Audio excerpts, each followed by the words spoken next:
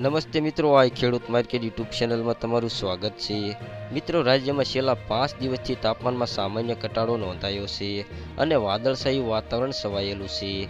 ત્યારે હવામાન વિભાગે આગામી 5 દિવસમાં કોઈ હીટવેવ કે વરસાદની આગાહી કરવામાં આવી નથી, પરંતુ ગુજરાતમાં આ અઠવાડિયે હવામાન કેવું રહેશે તે અંગે હવામાન વિભાગની આજની આગાહી જોઈએ। અમદાવાદ હવામાન વિભાગના મોસમ વૈજ્ઞાનિક અભિમન્યુ ચૌહાણ જણાવે છે કે આગામી 5 દિવસ રાજ્યનું વાતાવરણ સૂકું રહેવાની સંભાવના છે। આ સાથે તેમણે લઘુત્તમ અને મહત્તમ તાપમાનમાં મોટો ફેરફાર ના થવાની આગાહી કરી છે।